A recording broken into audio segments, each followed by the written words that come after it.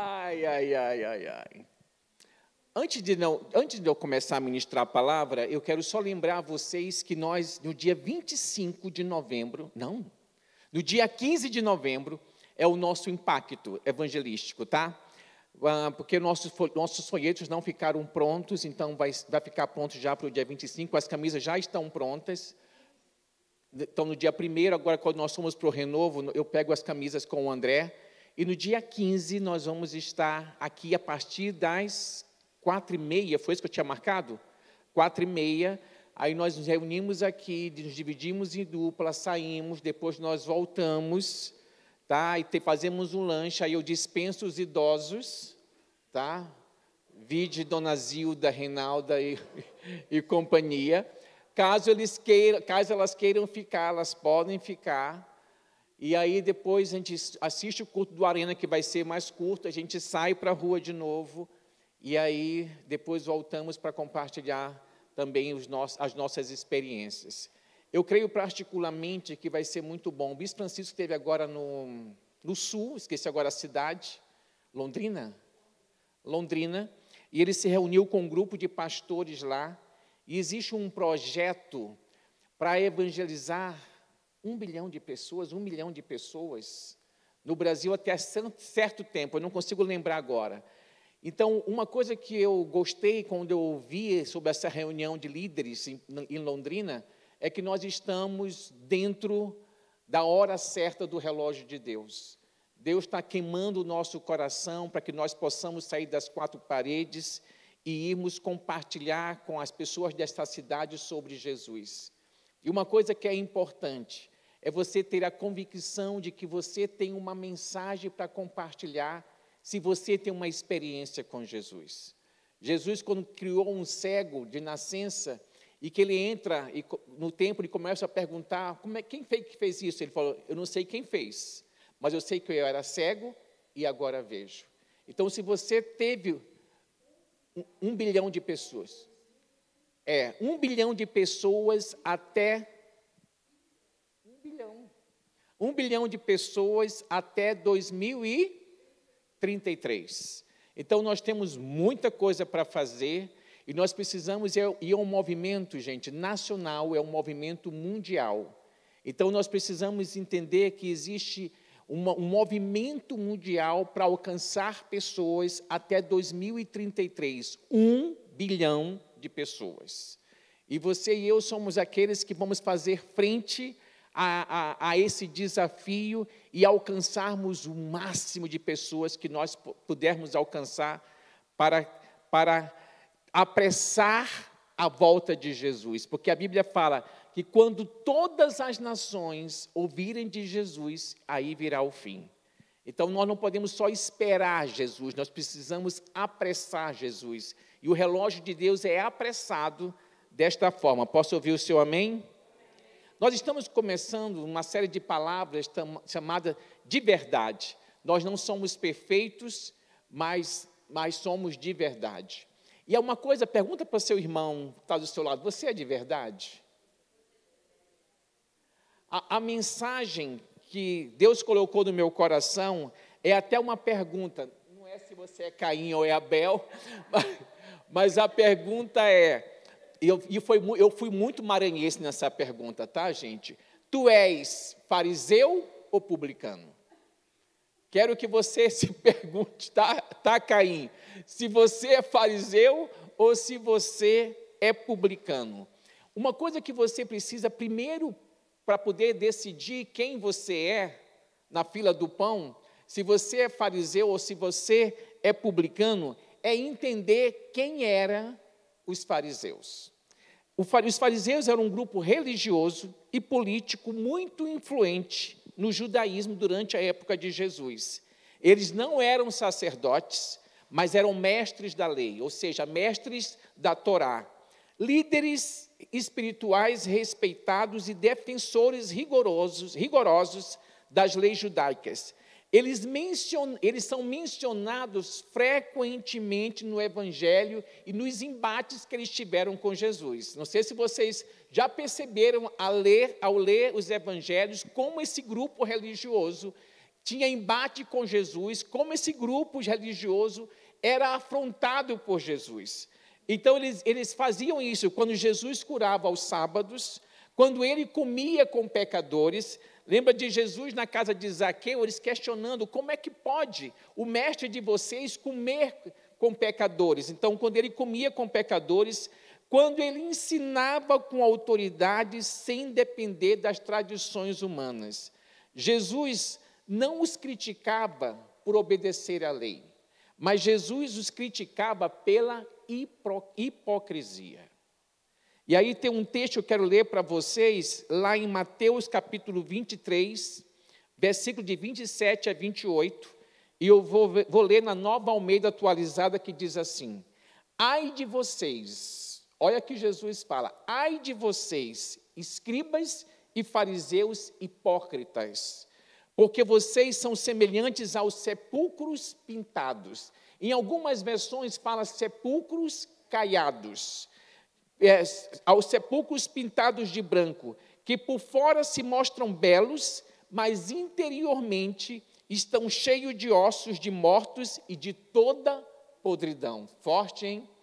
Assim também vós, por fora, parecem justos aos olhos dos outros, mas por dentro estão cheios de hipocrisia e de maldade. Jesus os condenava não por serem zelosos da lei. Jesus os condenava porque eles não eram de verdade. Jesus os condenava porque eles viviam de aparência. Jesus os condenava porque eles colocavam uma carga muito forte sobre o povo e eles mesmos não conseguiam carregar. E é uma coisa que você precisa pensar, gente. A religião faz isso conosco. A religião faz com que nós olhemos para as pessoas, nós julguemos as pessoas, nós colocamos sobre elas um peso que muitas vezes nós não podemos carregar. Todas as vezes que eu vejo uma pessoa legalista, pode contar que ela está escondendo alguma coisa. Ela não é de verdade. E eu quero que você pense nisso. Agora, quem eram os publicanos? Mateus era um publicano. Zaqueu era um publicano. Os publicanos na época de Jesus, é bom lembrar que a Palestina estava sob o domínio do Império Romano. Roma cobrava impostos do povo, mas não fazia diretamente. O que o Império Romano fazia na época? Em vez disso, eles contratavam judeus para coletar impostos. E estes eram os publicanos. Tanto que o povo ficou muito indignado quando viu Jesus andando com Zaqueu. O povo ficou muito indignado quando vê que Jesus torna um publicano o seu discípulo. Porque estes homens, estes judeus que eram escolhidos para cobrar impostos, eram tidos como traidores, eram tidos como roubadores, como aquele que estava contribuindo para a opressão de Roma. E aí, lá em Lucas 18, de 9 a 14, aí é o texto que eu vou me debruçar para poder falar um pouco mais, para que você possa se identificar se você é fariseu ou publicano. Lá em Lucas capítulo 18, de 9 a 14, diz assim: Jesus também contou esta parábola para alguns que confiavam em si mesmos. Fala comigo assim, em si mesmos. Por se considerarem justos e desprezavam os outros. 2 homens foram ao templo para orar. Um era fariseu e o outro era publicano. O fariseu ficou em pé e orava de si para si mesmo desta forma: ó Deus, graças te dou, porque não sou como os demais homens, roubadores, injustos e adúlteros, nem ainda como este publicano. Jejuo 2 vezes por semana e dou o dízimo de tudo que ganho. Vamos reverenciar este homem. O publicano, estando em pé, Longe, nem mesmo ousava levantar os olhos para o céu, mas batia no peito, dizendo: ó Deus, tem pena de mim, eu sou pecador. Digo a vocês que este desceu justificado para a sua casa, e não aquele, porque todo o que se exalta será humilhado, mas o que se humilha será exaltado. Existe uma versão que diz assim, que o publicano batia no peito e dizia assim para Deus: ó Deus, sê propício a mim. A palavra propício é seja favorável a mim. Olha a diferença do religioso, olha a diferença do publicano. Enquanto o fariseu olhava, e Jesus fala que esse fariseu confiava em si mesmo, que esse fariseu confiava na sua justiça. É interessante que você deve ter ouvido algumas pessoas, quando você questiona elas sobre a sua eternidade com Deus, algumas pessoas falam assim: se ele achar que eu mereço, já ouviram isso? Se eu achar que eu mereço, eu estou fazendo aquilo que eu posso. Só que aquilo que você pode não é suficiente. Não é por merecimento. E esse fariseu mostra muito em que eles confiavam, na sua justiça própria. Os fariseus confiavam na sua própria justiça, consideravam-se justos. Observe uma coisa, Jesus veio para os justos, gente? Não. Jesus veio para os sãos, gente? Não. Jesus veio para os doentes. Jesus veio para aqueles que sabiam que eram injustos, que eram pecadores. Interessante que lá no texto de Filipenses capítulo 3, de 3 a 11, eu faço questão de ler esse texto, porque o que você tem que lembrar é que Paulo era fariseu. E Paulo diz assim: porque nós, e aí que ele está falando dele e da igreja de Filipos, após a conversão, ele diz assim: porque nós é que somos a circuncisão, nós que adoramos a Deus no Espírito e nos gloriamos em Cristo Jesus, em vez de confiarmos na carne. O que é confiar na carne? É confiar em tudo que eu posso fazer para me justificar diante de Deus. Confiar na carne é confiar nas obras, gente. Isso é confiar na carne. É verdade que eu também poderia confiar na carne. Aí vai falar dele. É verdade que eu também poderia confiar na carne. Se alguém pensa que pode confiar na carne, eu ainda mais. Paulo, como fariseu, tinha um currículo invejável. E aí ele continua dizendo, eu ainda mais, fui circuncidado ao 8º dia, sou da linhagem de Israel, da tribo de Benjamim, hebreu de hebreus. Quanto à lei, eu era fariseu, quanto ao zelo, perseguidor da igreja. A pergunta que você tem que se fazer é: por que Paulo se tornou perseguidor da igreja? Porque da cabeça de Paulo, ao ouvir os discípulos pregando sobre Jesus, pregando sobre a ressurreição dos mortos através de Jesus Cristo, isso ia contra tudo aquilo que Paulo cria. Se você for estudar a história da igreja, se você for estudar a igreja perseguida, todos os países, todos os lugares onde a igreja é perseguida, é porque a mensagem que nós trazemos vai na contramão das crenças de muita gente. Nós ficamos dizendo nos dias de hoje, há uma perseguição à igreja. Será?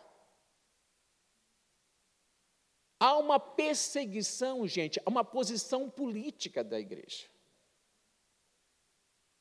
Não há uma perseguição porque nós nos identificamos com Jesus. Há uma perseguição política, por causa de nosso posicionamento dentro de valores. Mas, lamentavelmente, alguns políticos que se dizem cristãos não nada imitam Jesus. Não estou dizendo todos, eu estou dizendo alguns. Quando eu falo muitos, eu não falo todos. E Paulo continua dizendo: eu era fariseu quanto ao zelo perseguidor da igreja, quanto à justiça que há na lei, irrepreensível. Paulo não cabia dentro daquele escopo de fariseu que Jesus estava dizendo que eles eram hipócritas. Paulo não, Paulo era irrepreensível. E para ele, eu posso imaginar a crise existencial que Paulo entrou quando ele começou a ouvir da boca de judeus sobre a pregação de Jesus. Quando ele começou a ouvir da boca de judeus que o Messias era Jesus. Porque até nisso ele tinha uma visão diferente do Messias. Na continuidade, ele diz assim: mas o que para mim era lucro, isto eu considerei perda por causa de Cristo. Na verdade, considero tudo como perda por causa da sublimidade do conhecimento de Cristo, meu Senhor. Por causa dele, escuta isso, por causa dele perdi todas as coisas e considero como lixo tudo aquilo que Paulo tinha como fariseu, até mesmo a sua alta posição diante dos fariseus, Paulo considerou lixo. E diz a Bíblia que Paulo foi instruído, formado por um sacerdote chamado Gamaliel. E aí esse homem diz assim: tudo isso é lixo. Em algumas versões fala aí, tudo isso é esterco. Ele fala, eu as considero. Aconteceu alguma coisa aqui, um momento, gente. Que legal. Não é isso aqui, o iPad deu uma loucura aqui.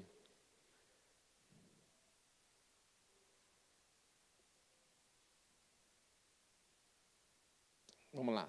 Na verdade, considero tudo como perda por causa da sublimidade do conhecimento de Cristo, meu Senhor. Por causa dele, perdi todas as coisas e as considero como lixo para ganhar a Cristo e ser achado nele. Não tendo justiça própria, que procede de lei, mas aquela que é mediante a fé em Cristo. A justiça que procede de Deus, baseada na fé. O que eu quero é conhecer a Cristo e o poder da sua ressurreição, tomar parte nos seus sofrimentos e me tornar como ele na morte, para de algum modo, alcançar a ressurreição dentre os mortos. Fala comigo assim: o que importa para Deus é a justiça dele manifestada em Cristo. É em Cristo que eu e você somos justificados. Deus não olha para você e olha para os seus feitos. Deus olha para você e para mim e olha os feitos de Jesus. Por isso que você e eu somos o aroma suave de Cristo. Por isso, quando Deus cheira você assim, que cheiro bom. Ele cheira o perfume de Cristo.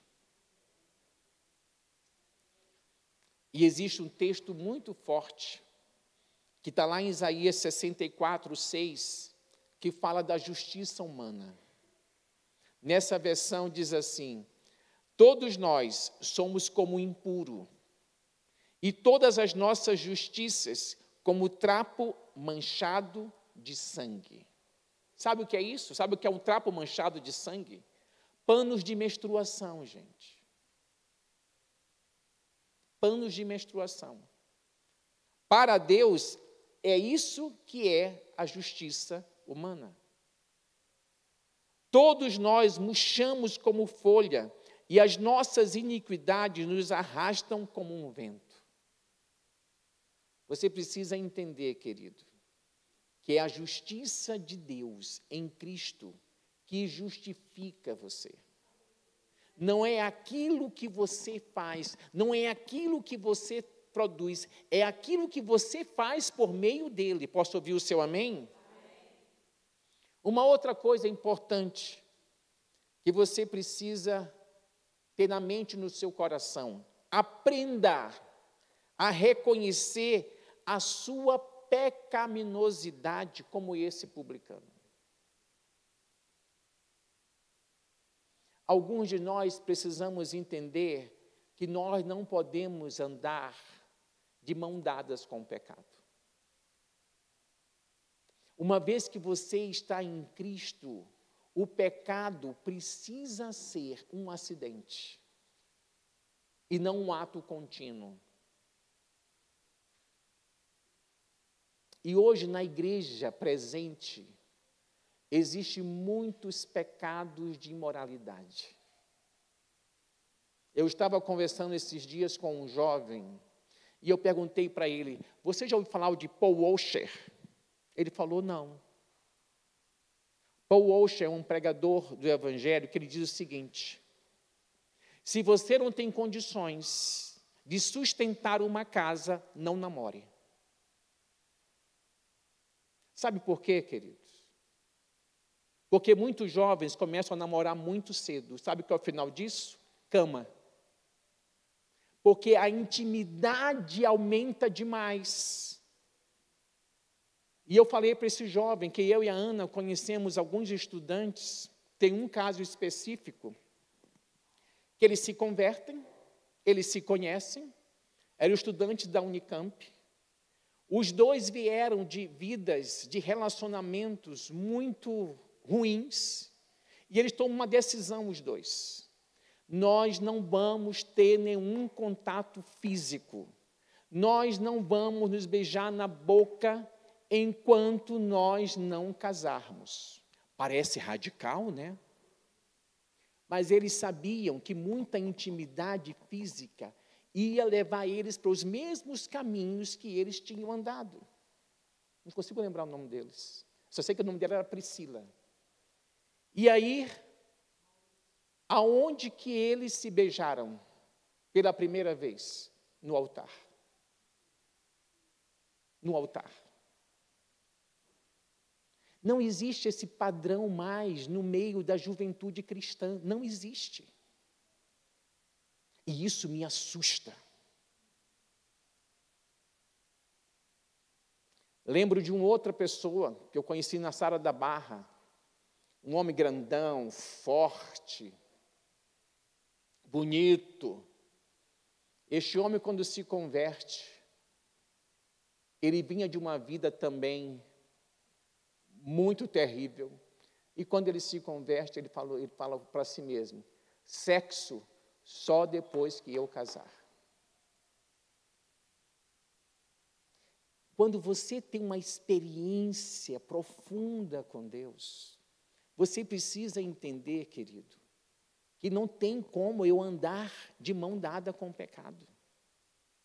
E não adianta os jovens falar assim, qualquer relacionamento que tem muita intimidade física: ai, está repreendido em nome de Jesus. Senhor, põe um anjo entre nós. Senhor, põe a tua espada de fogo aqui. Não adianta. Você vai apagar a espada de fogo, dá um tranco no anjo e chega para lá, Jesus. Não adianta, querido. Você converteu, mas os seus hormônios não. Eles gritam. E eu falei para esse jovem, falei: querido, deixa eu te falar uma coisa. Eu casei com 32 anos. Ana e eu éramos assim, o must do conhecimento, da experiência, de ministrar para jovens, aquela coisa toda. Querido, se eu tive que vigiar com a Ana, avalia vocês que estão com os hormônios explodindo e vão deitar junto numa cama. Ah, pelo amor de Deus, gente. Pelo amor de Deus. Aí depois está assim: não, está tudo bem. E você precisa entender, querido, que sexo, vou falar bem escrachado. Sexo não é só penetração. Tem muitos jovens fazendo sexo sem penetração. Muitos jovens. E eu quero que você pense nisso. Que tipo de vida cristã nós estamos tendo?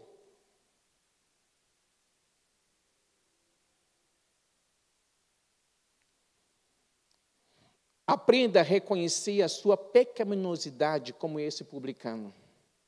Em Mateus 5,3 diz assim: bem-aventurado os pobres em espírito, porque deles é o reino dos céus. De quem é o reino dos céus aqui, gente? Dos pobres em espírito.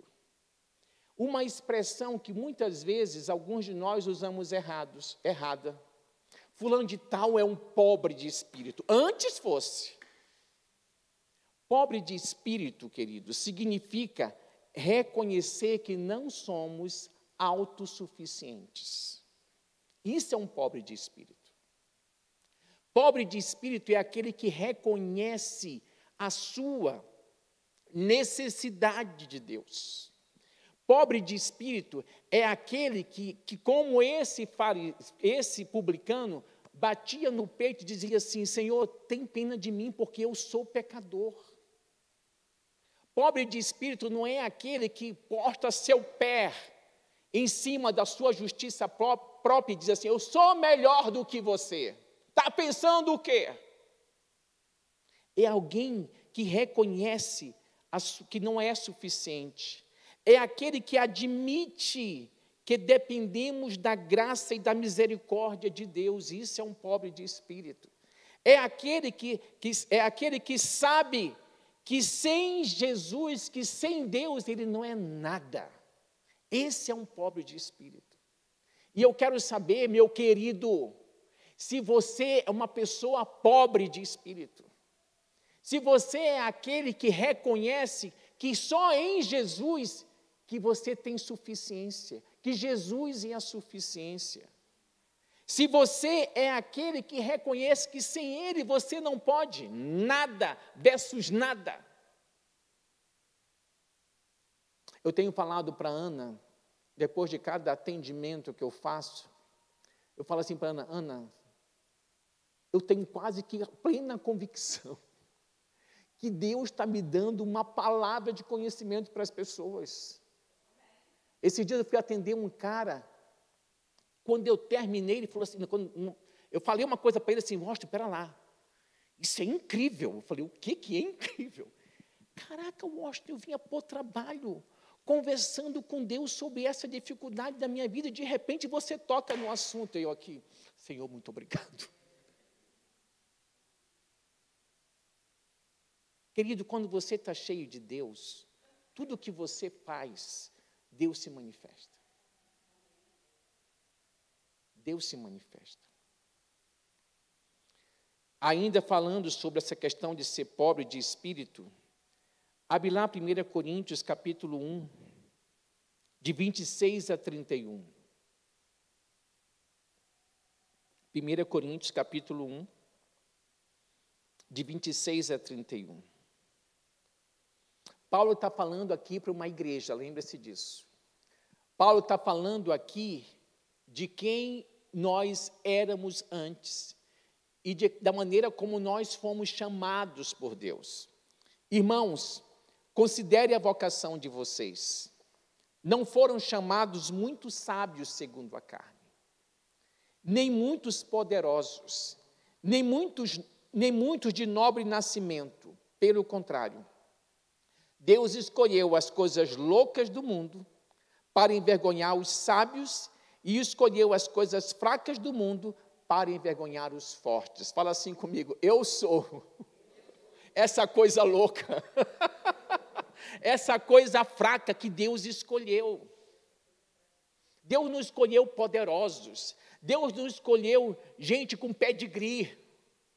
Tem até gente com pedigree, mas Deus não escolheu gente com pedigree. Deus escolheu aqueles que, como diz na linguagem da Arena Jovem, aqueles improváveis. Aquele que as pessoas olhavam assim e falavam: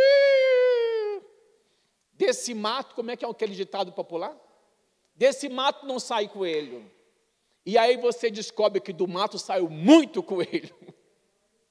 Então nós éramos esses improváveis. E Deus está disposto a fazer muita coisa através de você e em você, se você permitir, querido. É por isso que nós temos insistido com você participar das 12 horas de oração. E eu fico pasmo, como parece que nós estamos falando com pedra. Porque nós anunciamos as 12 horas de oração, chamamos a igreja e poucos são aqueles que atendem à convocação. Aí se você vai perguntar, o que estava fazendo no sábado? Que não pode dedicar 1 hora para orar. Eu quero que você saiba, querido, que eu creio, tenho a convicção plena, que nós estamos em outro momento da nossa vida como igreja. E o desejo do nosso coração é que você não fique de fora. Lembre o seguinte, o mover de Deus passa. Eu lembro que eu acho que era uma música do Koinonia, ou era do Asaf Borba, que dizia assim, não passe de nós o teu mover, não passe de nós a tua presença, não passe de nós. Então, deixa eu te falar, nessa época, era a época de maior unidade da igreja no Brasil. E o grande medo que nós tínhamos na época era que o mover de Deus passasse e nós ficássemos de fora. E eu vejo que nós nós gostamos muito de Yahweh. Aí eu me lembrei, não tem nada a ver. Eu me lembrei de Baby Consuelo, desculpe o Yahweh. Sabe? Rita Lee, é Rita Lee. Então, assim, nós gostamos muito de Yahweh, nós gostamos das ondas, gente. Das ondas. E nós precisamos entender que Deus tem para você coisas permanentes, querido. Mas você tem que entrar naquilo que Deus tem para você. E aí ele continua dizendo, e Deus escolheu as coisas humildes do mundo, e as desprezadas, e aquelas que não são, para reduzir em nada as que são, a fim de que ninguém se glorie na presença de Deus. Mas vocês são dele em Cristo Jesus, o qual se tornou para nós da parte de Deus sabedoria, justiça, santificação e redenção, para que, como está escrito, aquele que se gloria, glorie-se no Senhor. Vamos falar junto? Aquele que se gloria, glorie-se no Senhor. De novo. Se eu posso chegar e dizer para alguém quem eu sou, eu posso me gloriar em Deus. Porque quem eu sou e quem me faz todos os dias é Deus. Então, aprenda a reconhecer a sua pecaminosidade como esse publicano. Saiba que Deus em Jesus se tornou favorável a cada um de nós. Aquilo que esse publicano batia no peito, assim, Senhor, tem misericórdia, tem pena de mim.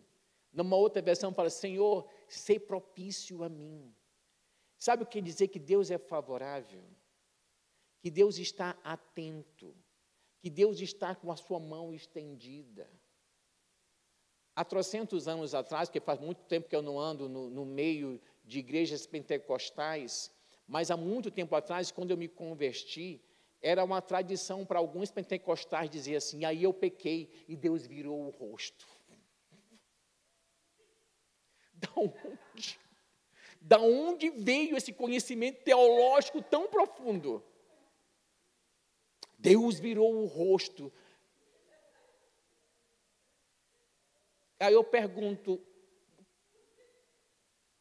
aí eu quero mostrar para você que Deus não vira o rosto. Tá? Olha o que diz aí 1 João, capítulo 2. a partir do versículo 1, diz assim: meus filhinhos, eu amo a maneira como João trata nessa carta da gente. Meus filhinhos, escrevo-lhes estas coisas para que vocês não pequem. Então, a vontade de Deus em Jesus é que nós não venhamos a pecar. Mas se alguém pecar, temos um advogado junto ao Pai, Cristo Jesus, o justo. E Ele é a propiciação pelos nossos pecados. E não somente pelos nossos próprios, mas também pelo do mundo inteiro.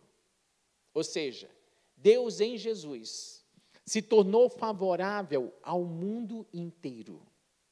Quando você estuda soterologia, que é a doutrina da salvação, você vai descobrir que a propiciação é a parte do sacrifício de Jesus que aplacou a ira de Deus.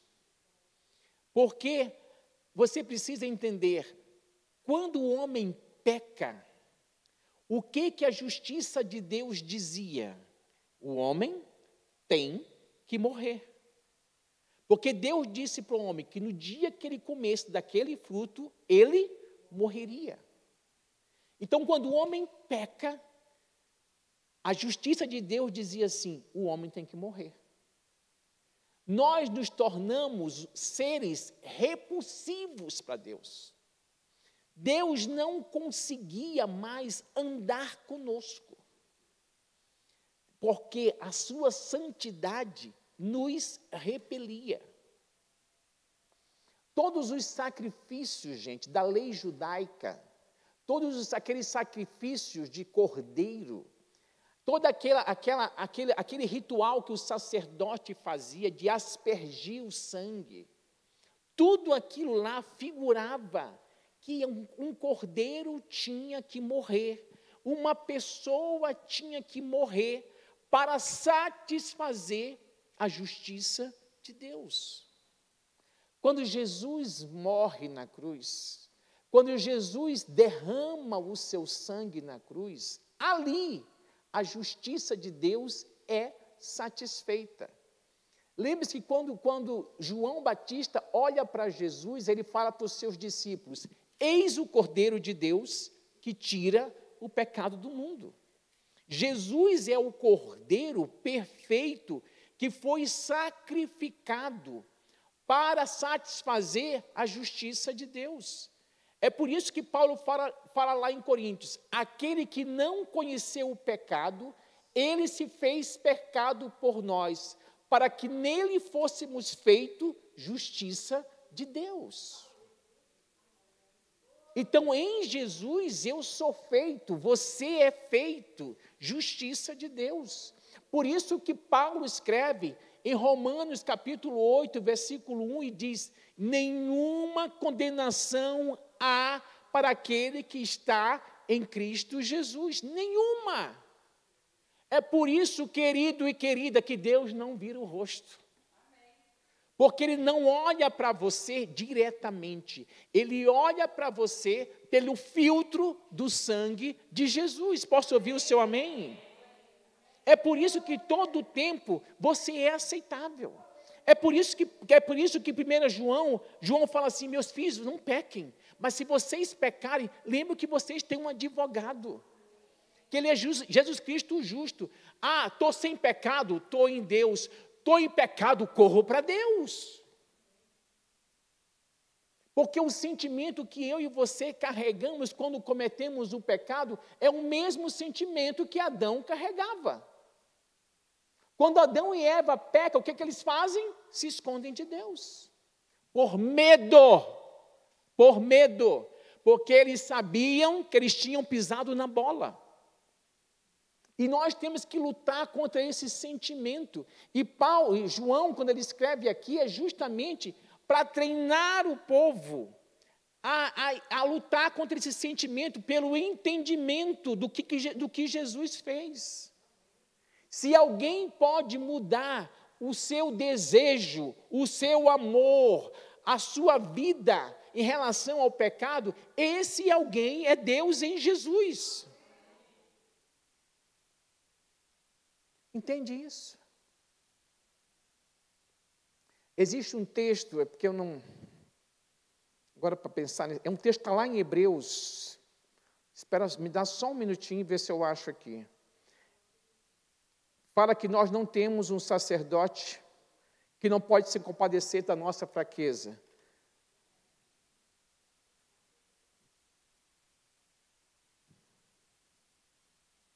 Um momento só, não estava no meu script. Achei. Achei, obrigado, Gustavo. Tendo, pois, 4,14, vamos a partir do 14. Tendo, pois, Jesus, o Filho de Deus, como grande sumo sacerdote, que adentrou os céus, conservemos firmes a nossa confissão, porque não temos sumo sacerdote que não possa compadecer-se das nossas fraquezas. Escuta isso, crente, por favor. Porque não temos sumo sacerdote que não possa compadecer-se das nossas fraquezas. Pelo contrário, ele foi tentado em todas as coisas. Pense nas suas tentações, nas tentações que você tem. Jesus foi tentado nisso, em todas as coisas. A nossa semelhança, mas sem pecado. Portanto, aproximemo-nos do trono da graça com confiança, a fim de recebermos misericórdia e encontrarmos graça para ajuda em momento oportuno. Do momento de tentação, querido, é para Deus que você tem que correr. Quer ver? Abre para mim, Gustavo, em 1 Coríntios, capítulo 10, versículo 13. 1 Coríntios, capítulo 10, versículo 13.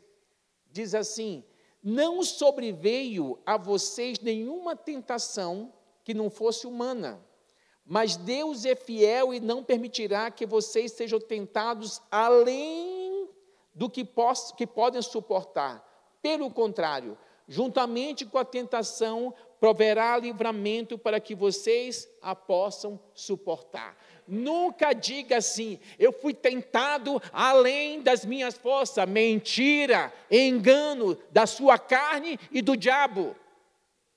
Porque em toda tentação, Deus provê um livramento, em toda tentação. Acontece é que nós viramos, aí sim, a gente vira o rosto para o livramento e mergulha no pecado.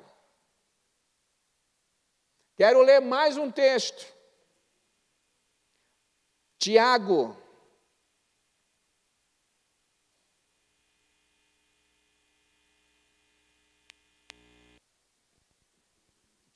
capítulo 12. Tiago capítulo 1, versículo 12. Tiago capítulo 1, versículo 12. Diz assim: bem-aventurado, ou seja, feliz, é aquele que suporta com perseverança a provação. Porque depois de ter sido aprovado, receberá a coroa da vida. Posso ouvir o seu amém? Sapateia aí, irmão. Receberá a coroa da vida, a qual o Senhor prometeu àqueles que o amam. Ninguém ao ser tentado, escuta isso, ninguém ao ser tentado diga: sou tentado por Deus. Porque Deus não pode ser tentado pelo mal, e Ele mesmo não tenta ninguém. Ao contrário, cada um é tentado pela sua própria cobiça. Quando esta o atrai e seduz, então a cobiça, depois de haver concebido, dá à luz o pecado. E o pecado, uma vez consumado, gera a morte. Sabe o que quer dizer isso? Você e eu somos tentados por aquilo que nós desejamos. Amadinho, você não é forte o suficiente para enfrentar o seu pecado. É por isso que a Bíblia fala: fuja. Aí você tem que ser covarde. A Bíblia manda você fugir. Aí eu vou pegar o exemplo do jovem José, onde a mulher de Potifar dizia para ele todos os dias, aquela mulher cheirosa, bonita, rica, rica, muito bem vestida. Essa mulher dizia para ele todos os dias: deita-te comigo, deita-te comigo. E a situação era propícia. O marido dela passava muito tempo fora. E José vira para ela e fala assim para ela. A primeira coisa que José fala já denuncia o temor e respeito que ele tinha por Deus. Ela fala assim, e ele fala assim: e eu pecaria contra o meu Deus? A primeira coisa que José tinha como conhecimento é que o pecado dele atingiria Deus. A segunda coisa vinha Potifar, mas a primeira é Deus. Querido, todas as vezes que você decide pelo pecado, você está dizendo para Deus: não importo contigo. É como se você estivesse machucando alguém que te ama demasiadamente.